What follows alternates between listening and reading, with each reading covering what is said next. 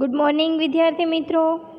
ધોરણ 10 વિષય વિજ્ઞાન, એમાં છે આપણે પ્રકરણ નંબર 7 એટલે કે ચેપ્ટર નંબર 7 નિયંત્રણ અને સંકલન, જેને ઇંગ્લિશમાં કહેવામાં આવે છે કંટ્રોલ એન્ડ કોઓર્ડિનેશન. કંટ્રોલ અને કોઓર્ડિનેશન ઇટ મીન્સ કે આપણા શરીરની અંદર જેટલી ક્રિયાઓ થાય છે એને કંટ્રોલમાં કેવી રીતે લાવવાની અને કોઓર્ડિનેટ કેવી રીતે કરવાનું એના વિશે આપણે આ ચેપ્ટરમાં જોવાનું છે. બરાબર. હવે કંટ્રોલ એટલે કે આપણને જો ચાલતા રસ્તામાં કાંટો વાગે ત્યારે આપણને એની અંદર દર્દ થાય છે, મીન્સ વેદના ઉદ્ભવે છે. તો એ વેદના શેના લીધે ઉદ્ભવે છે અને તરત જ જેવો આપણને કાંટો પગમાં ખૂંચે છે કે તરત જ આપણો હાથ છે એ પોતાનું કાર્ય શરૂ કરી દે છે. શું કરે છે? તો કે એ શું કરે છે કે પગની અંદર જે કાંટો ખૂંચેલો છે એને બહાર કાઢવાનો પ્રયત્ન કરે છે. એટલે તમારા પગમાં થાય છે, પગમાં વેદના થઈ છે તો તમારો હાથ કેવી રીતે કાર્ય કરે છે, એટલે કે આ બધાનું મેનેજમેન્ટ કોણ કરે છે અને શેના વડે કરે છે, કેવી રીતે કરે છે એના વિશે આપણે જોઈશું. અગાઉના પ્રકરણમાં આપણે સજીવોમાં રક્ષણ કાર્યને સંલગ્ન જૈવિક પ્રક્રિયાઓના વિષયમાં અભ્યાસ કર્યો. આપણે જૈવિક પ્રક્રિયાઓ કઈ કઈ છે એના વિશે અભ્યાસ કર્યો. આપણે એક બાબત પર વિચાર કરવાની શરૂઆત કરી હતી કે જો વસ્તુ ગતિશીલ છે તો તે સજીવ છે. એટલે આપણે એવું આગળના ચેપ્ટરમાં જોયું હતું કે જો વસ્તુ ગતિશીલ છે એટલે કે એક જગ્યાએથી બીજી જગ્યાએ જાય છે તો તે શું છે? ગતિશીલ છે અને તે સજીવ છે. વનસ્પતિઓમાં આ રીતની કેટલીક ક્રિયાઓ વાસ્તવમાં વૃદ્ધિનું પરિણામ છે. એટલે કે આપણે જેમ એક જગ્યાએથી બીજી જગ્યાએ જઈએ છીએ સજીવ, વનસ્પતિ તો જતી નથી તો પણ તે સજીવ છે, પરંતુ એક જગ્યાએથી બીજી જગ્યાએ જાય એના બદલામાં એ પોતાની વૃદ્ધિ કરે છે. શું કરે છે? વૃદ્ધિ કરે છે. એક બીજા અંકુરિત થાય છે અને વૃદ્ધિ કરે છે. એટલે કે એકમાંથી બીજા વૃક્ષો બને છે, બીજામાંથી ત્રીજા, એટલે કે જેમ જેમ બીજ બને છે બીજનું અંકુર થાય છે અને ત્યારબાદ તે વૃદ્ધિ પામે છે. અને આપણે જોઈ શકીએ છીએ કે થોડા દિવસોમાં તે માટીને બાજુમાં ધકેલી નાનો છોડ બહાર આવે છે. એટલે કે જો બીજ છે થોડા સમય પછી એ પોતાના જે ઝાડ છે, જે છોડ છે એના ઉપરથી બીજ નીચે પડ્યું હોય તો એ નીચે બીજ પડે છે માટીમાં અને એ અંકુરિત થાય છે અને માટીને દૂર ખસેડીને થોડા દિવસો પછી તમને બીજો છોડ ફરીથી બહાર આવતો જોવા મળે છે. પરંતુ જો તેમની વૃદ્ધિ રોકાઈ જાય તો આ ક્રિયાઓ થતી નથી. એટલે કે જો તેની વૃદ્ધિ રોકાઈ જાય તો બીજમાંથી અંકુર ફૂટવાનું જ નથી, અને જો બીજમાંથી અંકુર ફૂટે છે, નાનો છોડ બને છે અને પછી જો એની વૃદ્ધિ અટકી જાય તો તે છોડ મોટો થતો નથી. એટલે કે આપણે જોઈશું મોટાભાગના પ્રાણીઓમાં અને કેટલીક વનસ્પતિઓમાં કેટલુંક હલનચલન વૃદ્ધિ સાથે સંબંધિત હોતું નથી. એટલે કે આપણે જોઈએ કે મોટાભાગના પ્રાણીઓ જેમ કે કૂતરો છે એની વૃદ્ધિ અમુક સમય સુધી જ થાય છે.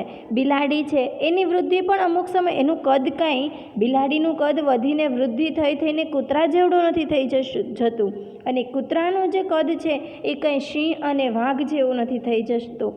એટલે કે બધા પ્રાણીઓની અંદર પોતાના વૃદ્ધિ માટેની લિમિટેશન આવેલી હોય છે. અને એ જે હલનચલન કરે છે, સૌથી વધારે હલનચલન કરતા હોય એની વધારે વૃદ્ધિ થાય એવું કંઈ એની સાથે સંબંધિત નથી. એક દોડતી બિલાડી, હિંચકા પર હિંચતા બાળકો, વાગોળતી ભેંસ આ હલનચલનો વૃદ્ધિનું કારણ નથી. એટલે એક બિલાડી હોય છે દોડતી હોય, બરાબર, એટલે કે હલનચલન કરે છે, એટલે એનો મતલબ એવો કહેવાય કે હલનચલન કરે છે એટલે જ વૃદ્ધિ થાય છે. ત્યારબાદ કોઈ બાળકો હોય હિંચકા પર હિંચતા હોય એ પણ ગતિમાન હોય છે, એટલે કે એક જગ્યાએથી બીજી જગ્યાએથી પાછો તેને ત્યાં જ આવે છે, પરંતુ એ ગતિશીલ તો કહેવાય જ. હવે વાગોળતી ભેંસ છે, આ બધા કંઈ હલનચલનો વૃદ્ધિનું કારણ નથી. જોઈ શકાય તેવી આ પ્રક્રિયાઓને આપણે જીવનની સાથે કેમ જોડીએ છીએ? એટલે કે આપણે આ બધી જે પ્રવૃત્તિ કરીએ છીએ એ આપણે જોઈ શકીએ છીએ, એને આપણે આપણા જીવનની સાથે જોડી દઈએ છીએ. તેનો એક સંભવિત જવાબ એ છે કે આપણે ક્રિયાઓને સજીવના પર્યાવરણમાં આવતા પરિવર્તનના પ્રતિચાર રૂપે વિચારીએ છીએ. એટલે કે આ બધા જેટલા આપણા ફેરફાર થાય છે, આપણે ચાલીએ છીએ, દોડીએ છીએ, એ આપણે એવું વિચારીએ છીએ કે આ બધી ક્રિયાઓ છે એ પર્યાવરણમાં પરિવર્તન આવે છે એના લીધે થાય છે. બરાબર છે. હવે બિલાડી એટલા માટે દોડતી હશે કારણ કે તેણે એક ઉંદરને જોયો છે. કોને જોયો છે? ઉંદરને. બિલાડી એટલા માટે દોડે કારણ કે ઉંદરને જોયો છે, અને ઉંદર શું કામ? ઉંદર એમનો ખોરાક છે, એટલે એને પ્રાપ્ત કરવા માટે બિલાડી દોડે છે. માત્ર આટલું જ નહીં, પરંતુ આપણે સજીવોના હલનચલન, તેમના પર્યાવરણમાં થયેલા ફેરફારનો લાભ ઉઠાવવા માટેનો પણ એક પ્રયાસ ગણી શકીએ છીએ. હવે છે સજીવ છે, કોઈ એમનેમ તો દોડતું નથી, કોઈ એમનેમ તો કામ નથી કરતું.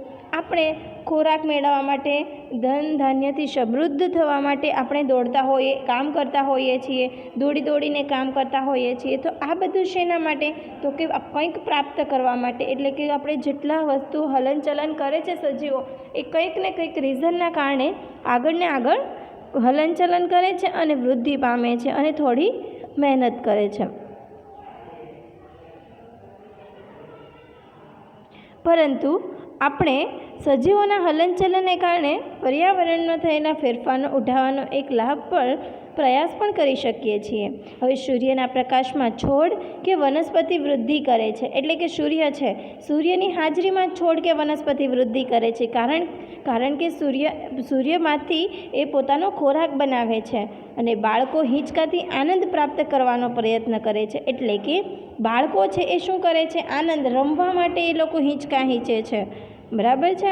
અને ભેંસ વાગોળે છે કે જેથી ખોરાકના નાના નાના ટુકડાઓમાં રૂપાંતરિત થઈ જાય અને તેનું પાચન સરળતાથી થઈ શકે છે. જ્યારે તીવ્ર પ્રકાશ આપણી આંખો પર આપાત થાય છે કે જ્યારે આપણે કોઈ વસ્તુને અડકીએ છીએ અને તો તે બદલાવ અનુભવીએ છીએ અને પોતાના બચાવ કરવા માટે પ્રતિચાર આપીએ છીએ. બરાબર છે. એટલે કે શું કહે છે કે આપણે કોઈ જો એકદમ અચાનક અંધારાના ઓરડામાં હોઈએ અને અચાનક કોઈ લાઇટ ઓન કરી દે છે, તો કે શું થાય છે? તો એવું થાય છે કે થોડીવાર આંખને આપણને ઝબકારો લાગે છે અને તરત જ આપણે એને તીવ્ર પ્રકાશ આંખોને જોઈ શકતા નથી. એટલે કે તીવ્ર પ્રકાશ આપણી આંખો પર આપાત થઈ શકતો નથી. આ ઉપરાંત એકદમ ગરમ વસ્તુને આપણે અડકીએ છીએ તો શું થાય છે? આપણે દાઝી જઈએ છીએ, અને દાઝતા પહેલાં કંઈક બદલાવ આવે છે કે આપણે ઝડપથી એનો બચાવ કરવા માટેનો પ્રતિકાર કરીએ છીએ. જો આપણે એક એના આધાર વિશે વિચારીએ તો એવું પ્રતીત થાય છે કે પર્યાવરણને પ્રતિચાર, એટલે કે પર્યાવરણ આપણને જે જગ્યાએ નુકસાન કરે છે એ માટે હલનચલનોનું ચોકસાઈથી નિયંત્રણ કરવામાં આવે છે. હવે જુઓ, ચાલતા જઈએ અને આગળ જો તમને ખાડી આવતી હોય અને તો પણ તમે ચાલતા જાઓ તો તમે પડી જાઓ છો. એટલે તમારા બચાવ માટે તમારું જે હલનચલન છે ત્યાં એને સ્ટોપ કરી દો છો. તો આ નિયંત્રણ કોણ કરે છે? તમને ચાલવા માટે કોણ કહે છે?